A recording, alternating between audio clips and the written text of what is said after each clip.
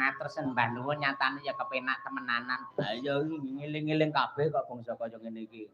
Ayo sayane iki awake dhewe Oktober iki ya lumayan dadi golek tanggapan ora grayah-grayah. Heeh. Yang aku pikirkan nanti November Desember bagaimana nasib kita. Lah wis sing wis-wis lak ya ngono anggere tekan Desember, Januari, Februari, awake dhewe lak ya banyu mili. Apane? Tangise ngono kuwi.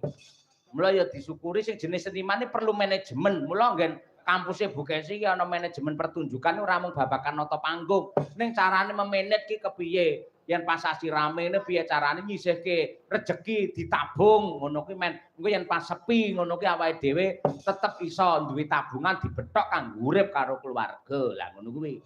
Ya, heeh. Lek tabungane akeh yen sithik.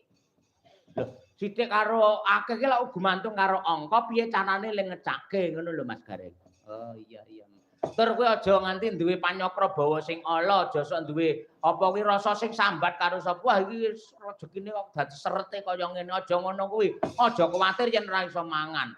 Sing jenenge Gusti sing Maha Urip ki nguripke menungsa mesti dicawisi penguripan. Lah, sapa to sing maringi penguripan karo menungsa? Ya Gusti ingkang Maha Urip. Lha kaya ngono kuwi. Yen pancen isih diuripi karo pangeran, mesti wae uripe ya tetep lestari. Wadene yen pancen wis entek kontrake, rampung jejibane, ya mesti enggal ditimbali ana ngarsane Gusti, ana ngadep ana ngarsane pangeran, jumbuh kelawan laku dharma lan karmane. Lah ngono kuwi. Iya iya. Ngaturke sing anu apa jenenge bernapaskan Islam, Gong. Upamane pepeling. Ha iya nyuwun iki pambiyantu iki apa jenenge bawane marang Mas Sulomo luwih dhisik mung panjenengane iki geser nggen penggirong. Ha iya mbanjeli Mas Taslim sing lagi kena musibah kaya mengkono. Ya. Monggo Mas Prasetyo Sulomo diaturake dandang gula pepeling. Diaturaken dumateng sedaya para lenggang ing tasih kepareng jenak pinarak. Heeh ngono kuwi. Monggo Mas Prasetyo Sulama. Ayo. Wasitati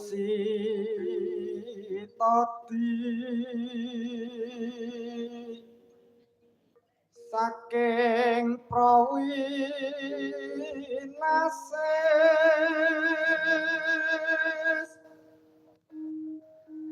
ngelingana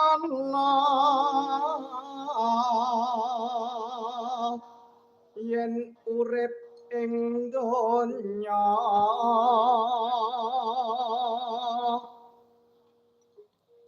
bebasan mung mampir ngombe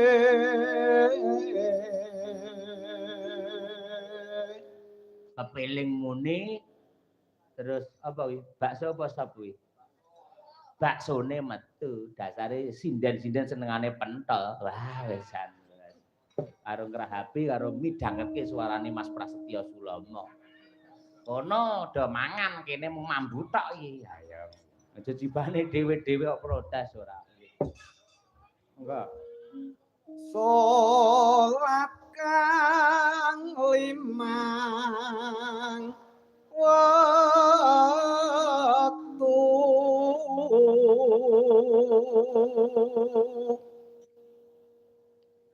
kudu tansah dipun